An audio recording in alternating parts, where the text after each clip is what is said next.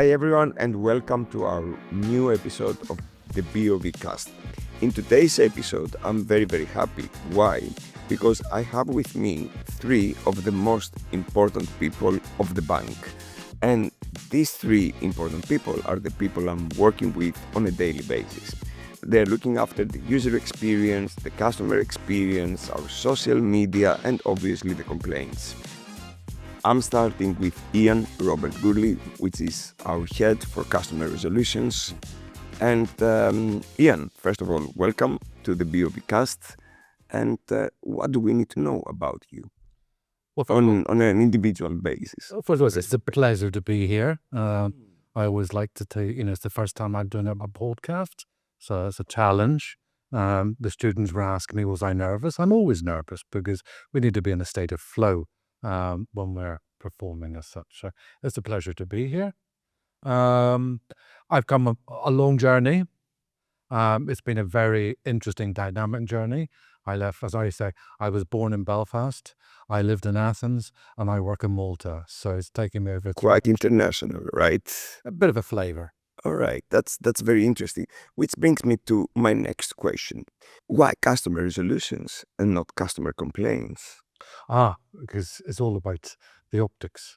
I joined the team 6 months ago, and in any organization, the complaints department is the dark side, All right, because that's where all the negative. tell me more about that. What do you mean by dark side? It's where we fail as an organization, because we haven't kept up to the promise we've made to the customer or the expectation the customer has. So there's an element of negativity there. From the optic perspective, if it's customer complaints, we're not sending a good message. When we're saying customer resolution, it means that we're being proactive. We're not just here to deal with the complaint. We're here to resolve it. Resolve has that depth that we're going to do our best to ensure that the issue is resolved. Something that we've been introducing now over the last few months, particularly with the spoofing and the fraud cases, is that we ask the customer to come in to head office here, and we sit down and we listen. And we find that the customer response is, at least I know someone has my case, has my back. So that empathy is something that we are very much practicing what we preach in the resolution process. So as it is turning the negativity into a positive experience. Yes, things happen, but how do we move from here, and how do we win you back? Keeping that trust. We are a large organization, and sometimes we're more process-oriented than people-oriented. I love what you're saying about trust, which is the fundamental by building every relationship, right? From a business to a personal relationship and so on. You joined 6 months, right? You joined 6 months ago. And you took over that role as a head of customer resolutions. 6 months down the line, what is different? I think we're bringing a human element into the resolution process. It's not just another complaint that has to be processed, has to be, acknowledged, processed within certain days. We're very much on the phone with the customer. We're being proactive in following up. One of the things that I would love to be banned from the bank's vocabulary by the end of 2025 is the kind reminder. We seem to internally, it's the kind reminder. Now that kind reminder is another day where the customer hasn't been communicated. So I think, this sense that they're seeing individuals, not just a large bureaucratic organization. Something that I use very often is, I don't want us to be the computer says no. That we're there, we listen, we advise, we explain. These are the processes, and we will be communicating with you. We're always open if a customer wants to come in to talk to us, to expect, or to call us at any time. But I think building that human interaction, it's showing empathy, and it's showing that we're not just that big bureaucratic bank. All right. I appreciate what you're saying, because at the end of the day, the customer cares. if we are on the problem, we are trying our best to resolve it. You said about adding that human touch or human element. Can you give me like few examples of your life, of real life examples, from your team, with customers that they came over, how they have been serviced, and maybe if you can share some of the feedback received from these customers? It's that we have a process. I think there's very much, we have a lot of, let's say, the complaints are to do with the network. So we will talk with the managers in the branches, with the senior and junior universal bankers, to make sure that a customer will be acknowledged when they come to the door. We had a situation a couple of weeks ago where a customer wanted to do a transaction, but they hadn't the POA from the customer's mother. She was 85.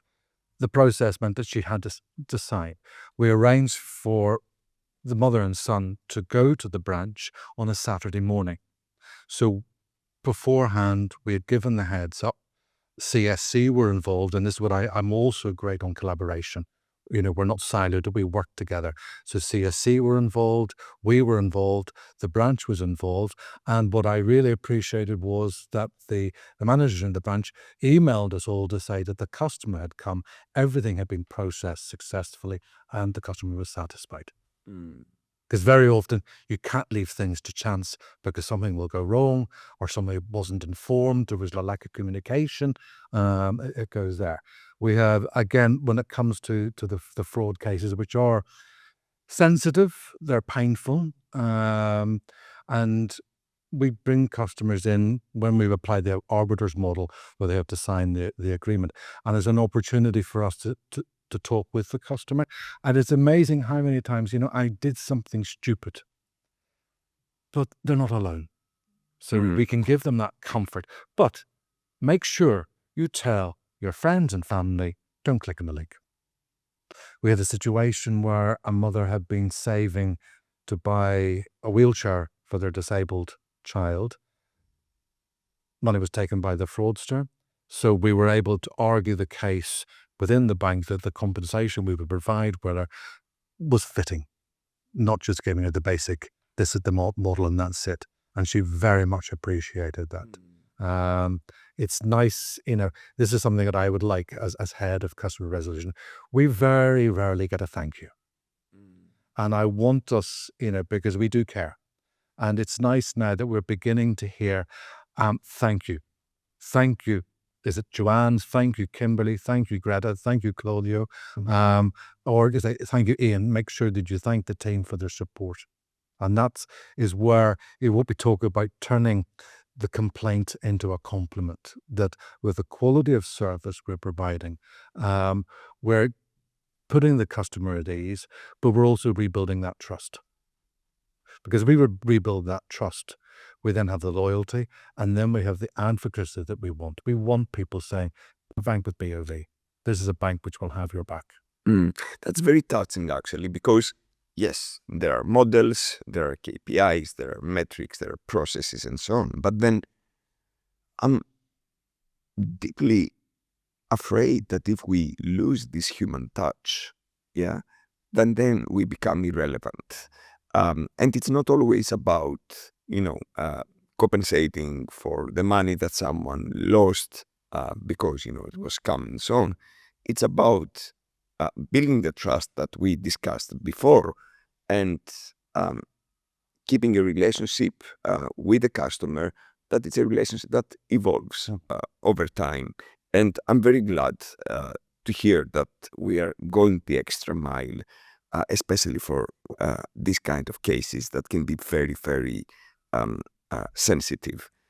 I also love what you're saying, like turning complaint into a compliment. Let me tap into your reality, right? You are working with your team, you're receiving how many complaints? From, what was it? An average. An average was about 330 complaints a month. A month. Yeah. All right. Coming from ATMs, coming from service, coming from the frauds and the OFS, the e-banking, etc. But there's around about 300 cases. All right. And how many of them can you usually say, like, but they are resolved? Was it, where we can control the situation, for example, with ATMs, we're waiting for reconciliation, so they can be within 2 to 5 days, so they will be resolved. When it comes to unanswered communication, as a team now, we're much more proactive, and our team is going out to do branch visits to build relationships with the network so that when we're asking for information or feedback, we're getting a very quick response rate. In fact, the team was at Zurich this morning, and the manager there was saying, yes, we try to respond as quickly as possible because we know if it's reached customer resolution that you're waiting for feedback. With the frauds, we're working again on that because it is shocking, and the customer's in a bit of a panic. So looking at how we can, we have to do recalls with foreign banks. It takes time, but we're looking into how we streamline that process. And again, it's something that we're working closely with AFC, with chargebacks, multi-channel banking, internet banking, customer services. And as I said, it's something that I've seen when we collaborate well, we get success. So what the customer needs to know, I mean, you guys have 350, 400 complaints a month that you and your team are on it. But for me as a customer, what do I need to know if I submit a complaint? That you're going to use your complaints acknowledged. Communication is the key thing here. That we constantly communicate that your complaint has been received by our unit. It has been assigned to the particular unit, whether that's the branch, whether it's a unit within the bank, and there's a certain number of days in which we will try to resolve that issue. Of course, if we're bound by 15 days. If we see it's not being resolved, we reach out to the customer. I'm telling the team, keep in contact. Just say, that we're still waiting for feedback. We'll be in contact. Keep that communication channel. It's something that if the customer wants to contact us, they can contact us at any time if they want to update. In a very fast-paced environment, we are doing it with all this development when it comes to the artificial intelligence and sometimes even replacing, the human element. Where do you see this going? Well, we're still at the doorway of artificial intelligence. It's got a great potential, and certainly, having a look at what other banks are doing across the world. Where with Deutsche Bank, for example, and Commerzbank, they've been bringing in, their chatbot and bringing in the AI technology. Certainly as a first port of call, AI will be a great help in categorizing, because complaints can be categorized into particular areas. So that could speed up the process of the complaint being sent to the business owner. Yes, but as a customer, let me give you a personal example, right? Recently, I was traveling, and it was an issue with my reservation, so I had to call the customer service of the provider that I booked my accommodation.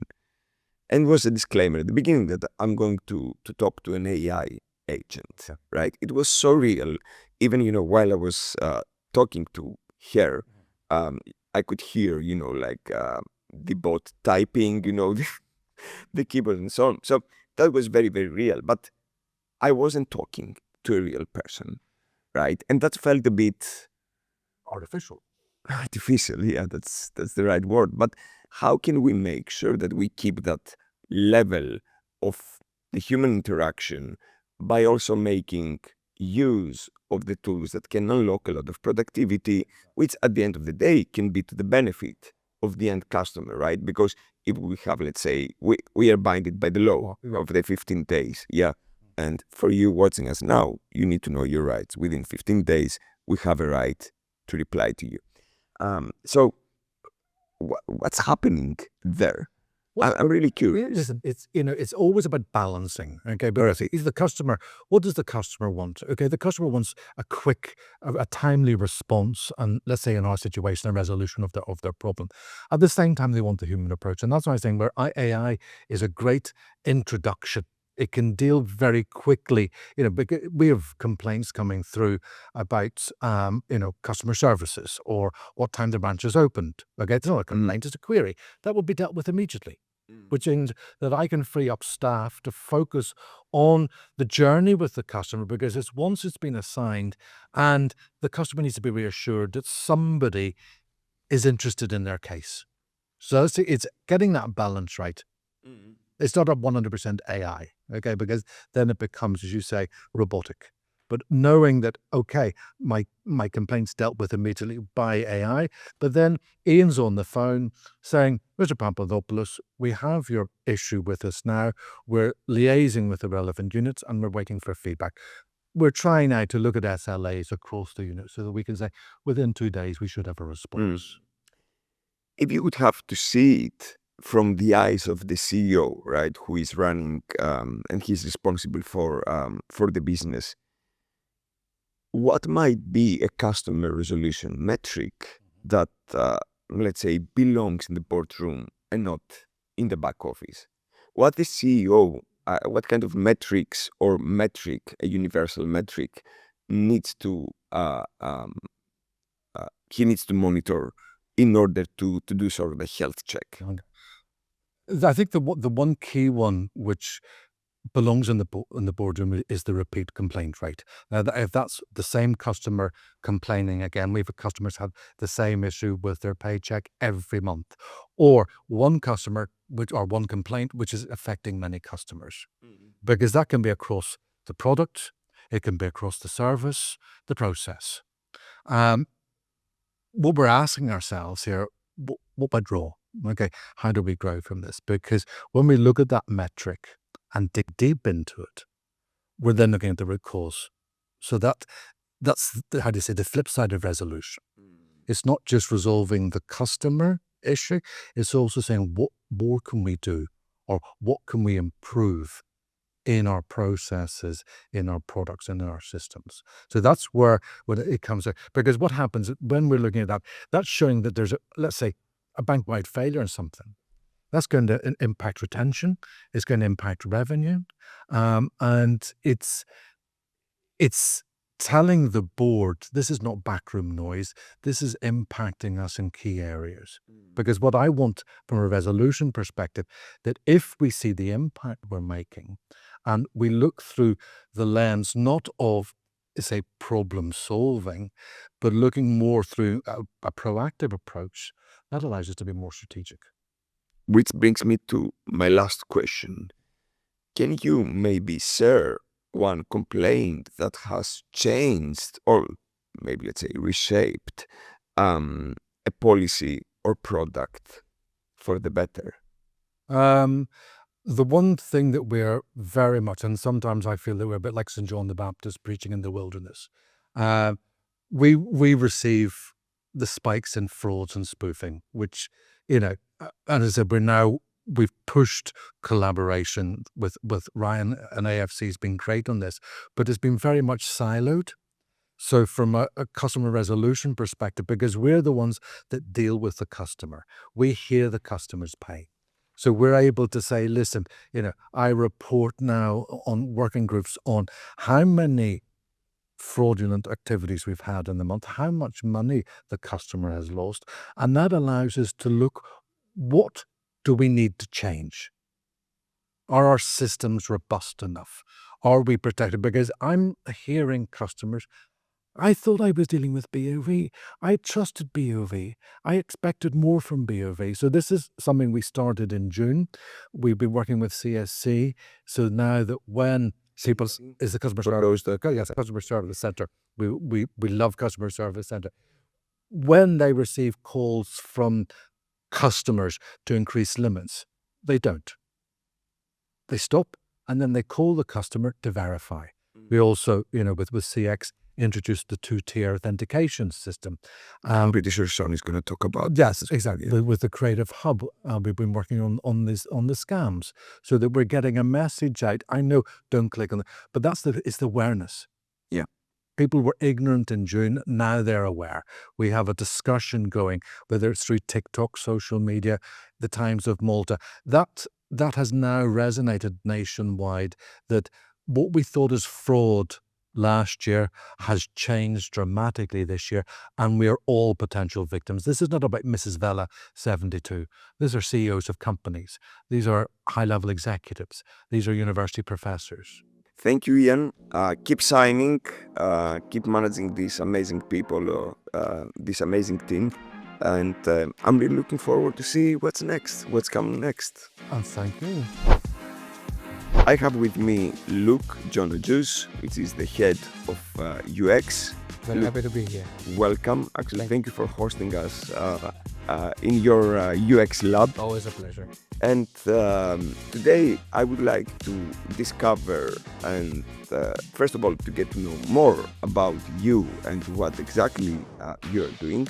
And also I would like for you to show us all the amazing things that you are doing in the background that might not be visible yet to the end customer, but they are already work in progress. So welcome to the BOV cast. Thank you. And what do we need to know about you, Luke? So my career primarily has always been an evolution, going from design, from marketing design over to product design, from the user interface side to the user experience side, focus more on the research, then moving on. Let me stop you a little Okay. bit. Yeah, I know what UX is. And most of the people that they watch this episode, they might know, but let's try, to make it very, very simple for the people that they are not very familiar with our business. So what exactly is UX? UX is involving the people around us and designing digital experiences for the customer with the customer, enabling How do you do that? basically by actually bringing the customer in, speaking to them, finding out what we're doing right, what we're doing wrong, making sure that what we are doing right we maintain, and what we are doing wrong we fix. We do this by listening mainly and by continuous testing. So always involving the people, always involving the user. So am I correct saying that you guys are these smart people behind your screens, designing perfect and beautiful interface for the customers? Not always. I think sometimes it's misconstrued as it being beautiful, meaning that it is functional. Ultimately, it's about the experience, about the emotion enlisted, making sure that the people aren't frustrated at that part of the journey when they're doing self-service through an application, for example. What exactly have you done over the last year to make my life as a customer easier? Many things. So for the last year, we've relaunched and redid the BOV corporate website, which is now mobile friendly, responsive. And It wasn't before. not fully, no. Then also we keep on including improvements within our appointment booking system to make it streamlined and automated for people to come and be serviced in person. And most of all, we've been doing a lot of work for our upcoming application, making sure we're involving the people in the design process and making sure that it's intuitive and easy enough for them to understand at first glance, rather than having to go through guidelines and really trying to call to understand what has to happen next, where they have to click next. So making sure it is as easy as possible ultimately. All right. So simplicity. Yes, that's Your the way. part of it. All right. And how do you know that you've got this right or not? So there are many different ways. There's measurement. You can simply ask by surveys. Then there's even more in-depth metrics, such as error rates, for example, time to task completion, which gives you a guideline. And you can also notice it if there are drop-offs within an interaction. For example, say someone's filling in a form and they drop off midway, and we actually see that. That can mean a lot of things. But ultimately, it's feedback, not just a dropping off. Why are they dropping off? Is the form too complicated? Is it too convoluted? Does it have to be simpler? Do we need to simplify the language? It's not just about shortening. How did you know? How would you know? Ultimately, by recognizing patterns, but because you would notice that many people will start having the same issue. So first you will have the patterns, and those are the major blockers, so to speak. So this is where most people are having most of the issue, and we resolve and prioritize that first. Then we start moving into the nice to have, so we will get the more granular feedback and start trying to resolve that to make sure we're accustomed generally to as many people, because we have a very broad audience here. So we're not just targeting a single group. All right, just to keep it very, very simple for those that are watching us right now. So what you're saying practically is that your job is to simplify the digital assets when a customer interacts with these Exactly. digital assets. That's exciting.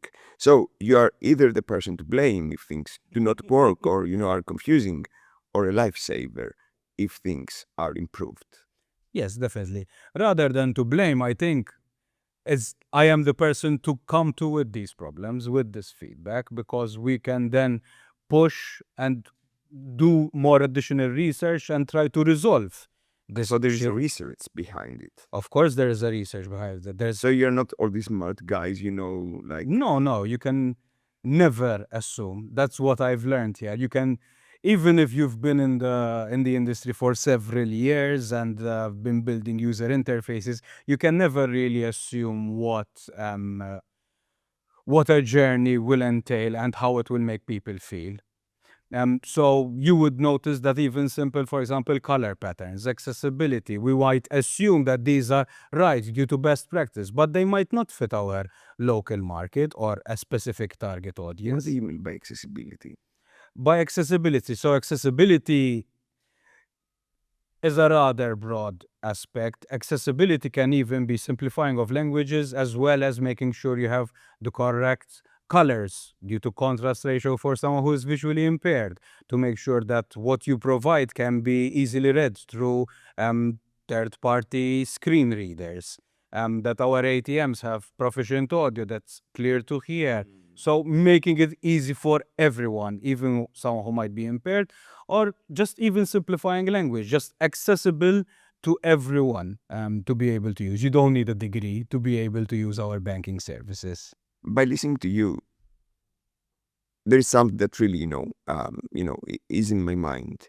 On one hand, you have our customers, that whatever you guys design, optimize, is in line with, certain metrics that we need to simplify, the error rates and all the things you described before. So we have our unique customers, but we have also an employee base of approximately 2.5 thousand people, right? And are we asking for the help of our colleagues in order to expose them to new designs, to new digital assets? Is it anything that you guys are working on? Yes, consistently. So throughout the past 2 years, nearly, we've had launched this internal community, Gen BOV, where Gen as generation. Generation BOV, but it encompasses people from all three functions of the bank. So we're talking about control, we're talking about support, and we're talking about frontline. Where we enlist their help constantly, either for internal systems and even things we are designing for our customers. When we need quick feedback, bringing customers in isn't always an easy process, and it takes some time.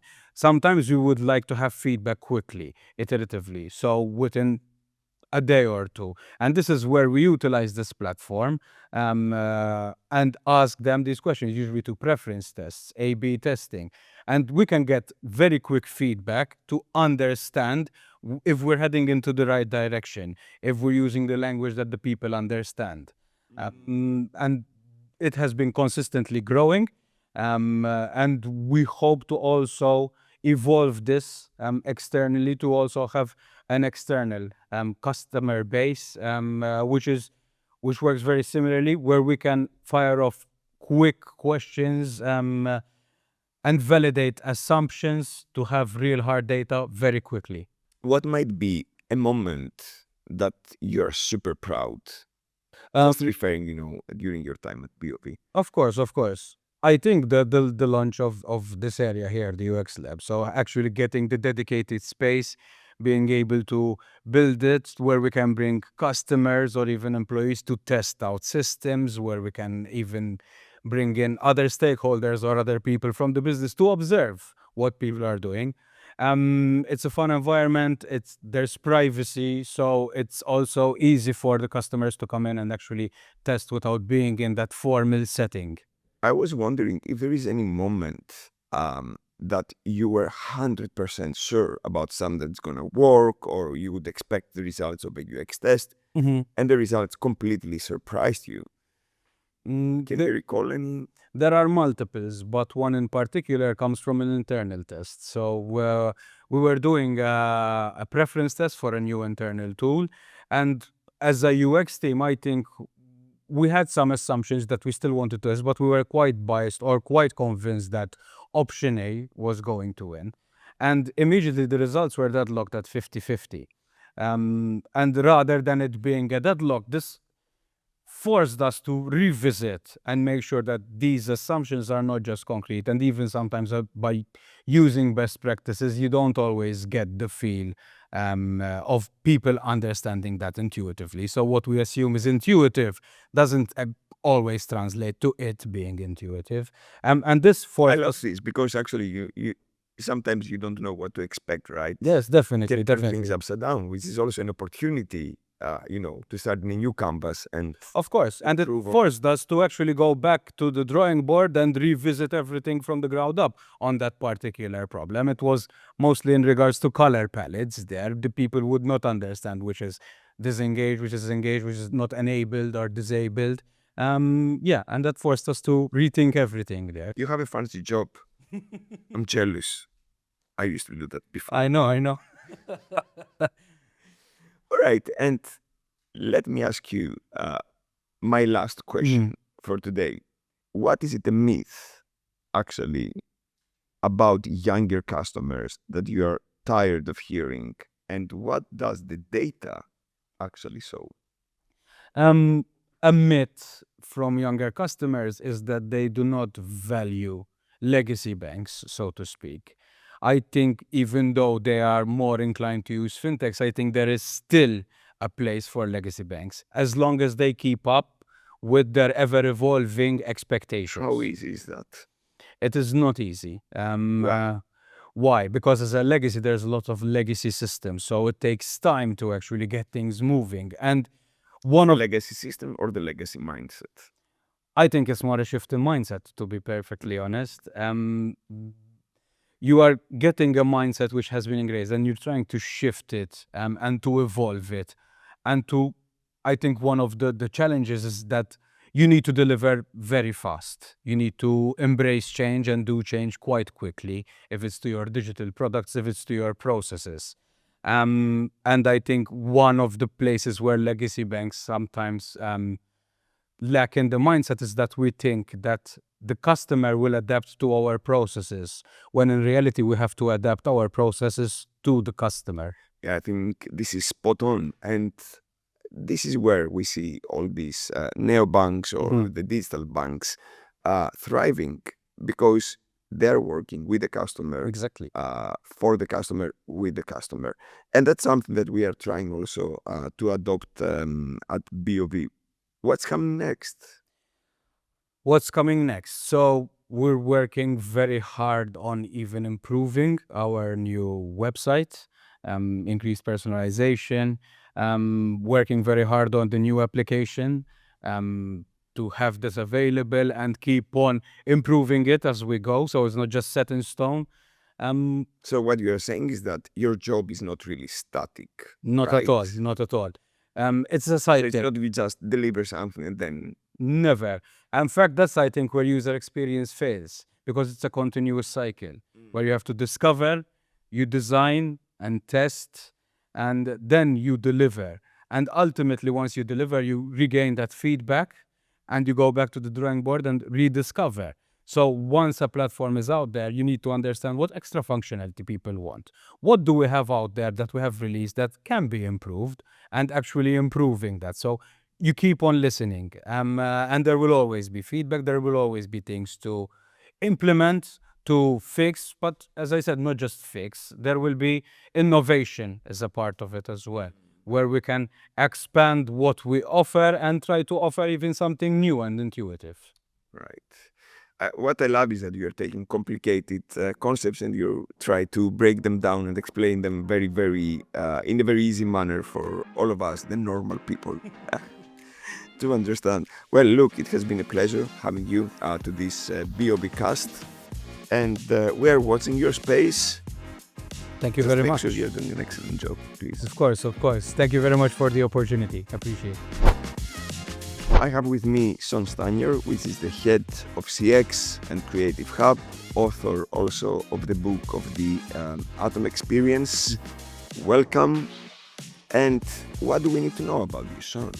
Thank you so much, Theo, for the invite.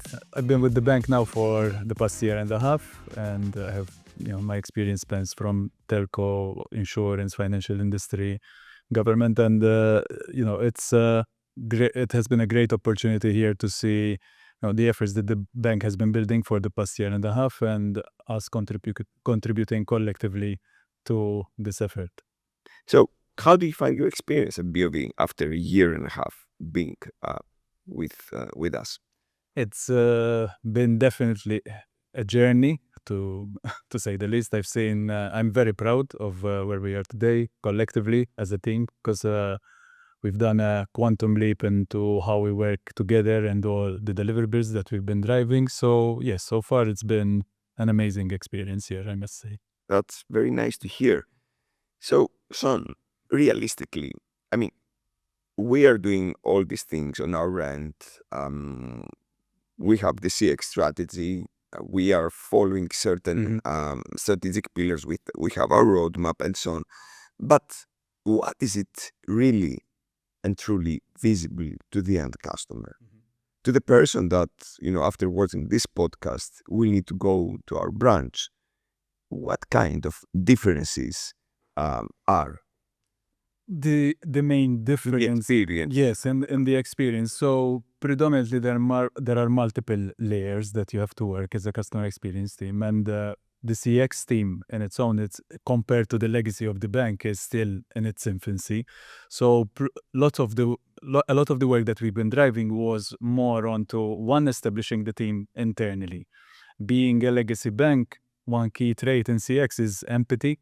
But also you need to show empathy towards a legacy bank, because the bank has built its legacy over 50 years. And when you compare it to a fintech who just started, they took the frictions, they could work with speed and optimize their processes along these. But how does this stop a bank, a legacy bank, to work with speed? So it starts off by actually engaging people like us. That's a key benefit, not a key benefit, but the fact that a bank has engaged the CX team to drive it, there's willingness, of course, to improve. The worst thing that you can do is just frame CX as fluff, and because there are many who don't see the benefit of having. Nice to have. Yes, it's a nice to have thing, but it's more than that. Now, going back to what the customer will see, ultimately the customer, apart from there are the three pillars, the people, process, and technology. Process and technology, many times they get for granted by customers. So you change something, it feels quick. There's like happiness at first. Oh, this is a new process, well done, etc. But you get used to it. The one thing that truly differentiates what customers truly appreciate from someone is when you don't treat them as a transaction, but you treat them as a human being or someone you care about throughout the process. It's someone, you don't come in and I just shove in products just for the sake of selling a product. You literally guide me, because ultimately the customer, depending on their life stage or where they're not experts in what we offer. So they're looking for feedback, consultancy, guidance, even if we have the worst processes that we Do we? There are some areas that we need to improve significantly. So, but the main thing that but the thing is, customers at times they're used with the fact. Let's say a home loan, they're used with the fact there are so many stakeholders that they know that it will take ages. But one thing they hate is that if I have to follow up constantly. You're not taking care of me. You're not giving me guidance. You're not leading me through. How do you tackle that? How do you manage that? Use discrepancy or this gap. There are several layers to this, and that's why you need a CX team. So as a CX team, it's a skill set of many disciplines. You have the research element where we speak constantly with customers. We send around 100,000 surveys where around 30,000 give us feedback every year, which is very solid information on where to improve. Also as a CX Just the number, yeah. Also, as a CX team, even though we're a large bank, we don't have infinite resources. So you need to make sure that you get the feedback and you focus on where the highest impact is when it comes to their journey. Is this how you prioritize? Yes, you need to prioritize using the right tools and methodology there. There are some key metrics, Net Promoter Score, CSAT, and CES.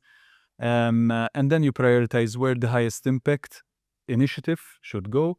And from there, you keep optimizing the processes. Now, the second layer, apart from feedback, would be the service improvement, where we map everything onto a journey, where there needs to be a consistent approach into stakeholder management. So one thing that we push forward, especially, and the worst thing that you can do is frame CX as a department. CX is more of a membrane connecting everyone together, working together as one, instead of everyone optimizing for their own function. You need to get everyone working together, reduce the communication lines so that you can take decisions effectively. So, is my understanding correct that, you say that CX shouldn't be a department, but rather it should be sort of like a mindset? Is that what you were saying? Yes. It's like something that, it's embedded in our DNA to be more customer-centric, to take informed solutions Yes. or decisions to the benefit of the customer. Is that what you're saying? Yes. So I started off first layer, which is service feedback, second layer, service improvement, and the biggest pillar that we work on, and we're very lucky that the bank invests a lot in, is the CX culture. So from a CX culture point of view, we do lots of work through training, reaching out. There's this campaign that we're actually in right now, which is the CX week and the CX month overall. We're also having a VOC event where we invite customers to get their feedback, etc. But using a gym analogy, you don't just go one time to a gym and you suddenly have muscles or you're well built. It's something that you have to do day in, day out, consistently, and something that compounds. Now, but using the same analogy, there is also another aspect of it, that you might end up buying a very expensive members at the gym, Yes. getting excited. Yes. You go 1, 2 times and then just You you don't just show up again. Yes. So Is that something you can relate? with the team, what we've done is that you need to set the right, okay, it's all good and fancy. It may sound theoretical, having feedback, service improvement, and then you have the layer of the culture side, but they all work they are interconnected. But the true game changer is ultimately having an aligned team, and the team loves when I mention aligned because I overuse this a lot.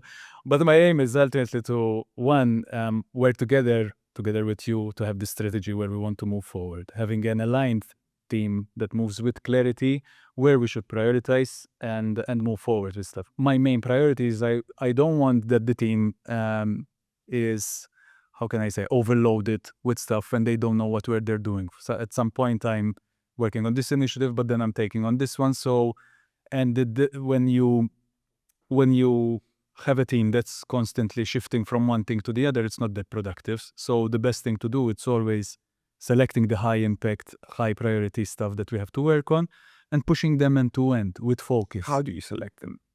You select them based, like I explained earlier, let's say from VOC or from roadway driving. Let's VOC. the voice Just of make customer. to give, Yes. like very simply, for the people that they're not very familiar. VOC, it's a quick acronym for voice of the customer. It's basically this program to gather feedback from customers and So this 100,000 feedback items we send, it's VOC. yes, that's the voice of the customer. And then through AI and the constant research models that we do, we select the top 3 areas where we have to focus. So it's based on the impact, I guess, that it's going to Yes, have. and the impact that the we have and how they're affecting the metrics, MPS, CSAT, and CS. To give an analogy, and you always use, because at times they overcomplicate how they... The restaurant. The restaurant analogy, yes.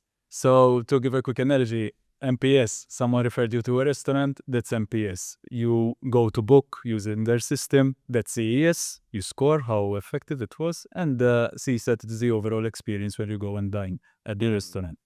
From your perspective, where do you see the future of customer experience? I mean, we know what we have today and how are things today.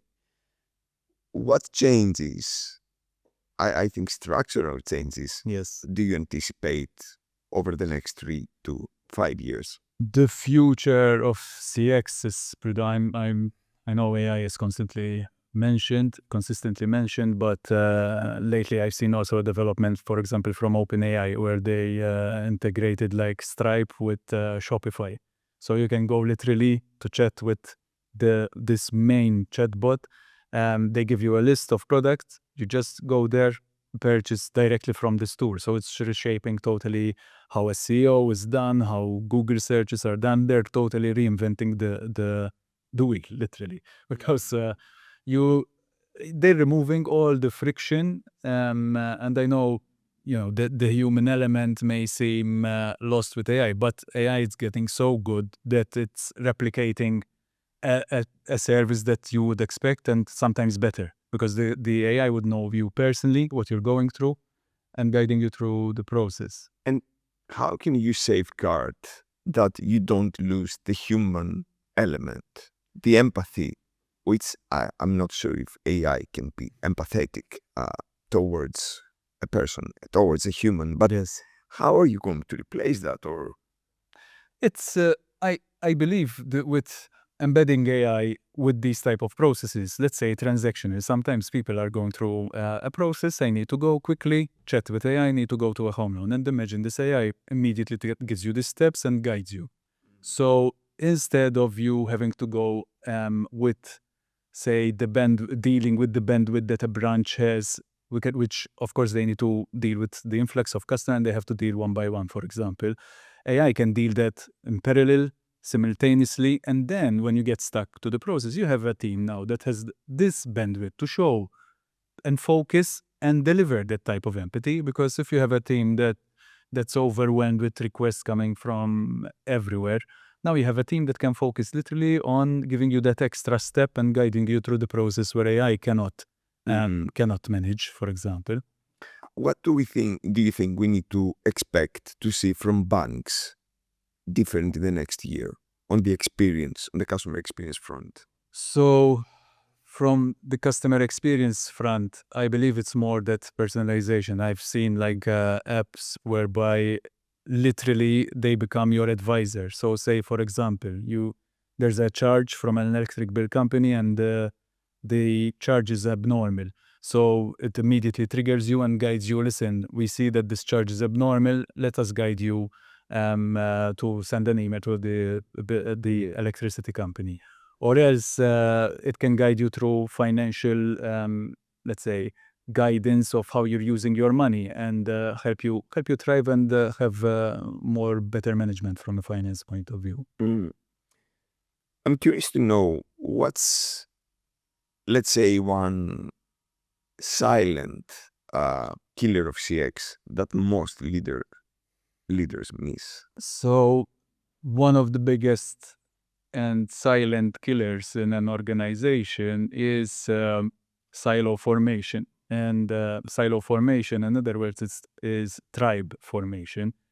And the one thing we have in common across many industries is that we're ultimately humans serving other humans, whether internally or externally. And the thing is, when you're a startup, let's say you're a team of 10, for example, the communication like between you're fast, everyone knows who's doing what. You work with speed, you'll know that there's the customer, you see it end to end, what's happening. But the more you grow, the more these communication lines grow exponentially. It's called Brooks' Law. So these communication lines grow exponentially. Tribes start to form, and slowly, teams get detached from the fact that we're here serving a customer. So you see teams, if I can give an analogy, imagine a car where if the left wheel shouts more than the right, they get more budget, for example. Or an initiative is steered in a different direction where it's not prioritizing certain gaps that are experiencing from a customer lifecycle point of view. So one of the things that has to happen is a true organizational alignment on ultimately where the priority is. For example, marketing has to be enabled in a way by other enablers to deliver qualified leads, where people are sales, for example, that they're enabled to serve and get more or onboard them quickly. Customers, it's ultimately this I see that there's the biggest friction there. I see. What shall we expect from you and your team over the next year? What might be, let's say, some milestones, some wow moments? So from a team perspective, I can say I'm very proud again from how we evolved together collectively. So there has been a big wow moment this year where we challenged together and with the team as well how we link CX with also social media, which is something that not many do. And I believe we had a huge success there where we reached organically more than the population of Malta by another half. It's ultimately, you're never done. It's a constant optimization, investing more on the journey side, gelling more teams together to keep delivering initiatives that ultimately are felt by the end stakeholder, which is the customer. So what we know is, what improvements we have done over the years, and what we also know is what is work in progress and what is come next. But I was just wondering, let's suppose you just meet one of our customers, and maybe one of the customers that they are not adapt so easily to all the technological advancements like AI and so on. What is a promise you can give to this customer by looking the customer straight in the eyes? We'll keep being there for you. There will be big investments on what you're telling us. We need to reinforce the basics, the security, improving the process, removing friction, but also a big investment on making your life easy and treating you in a way that's relational and ultimately guide you through the process. I really love what you're saying, because at the end of the day, it comes down to, and I think Ian said it before, how well we listen to you. Yes. And that kind of actions we're taking in order to make your life easier. And this is actually why we are here. This is our job. We are trying to offer a better experience. We always try to listen to the feedback you are giving us, and we're always try to optimize our processes and procedures. Shawn, it has been a pleasure. Thank you so much. Discussing with you. It feels a bit awkward having this kind of interaction, but I loved everything of what you, Luke and Ian said. I'm very glad because this year we are celebrating CX Week for the 4th time in the row, so this is becoming a tradition for us. And see you all there.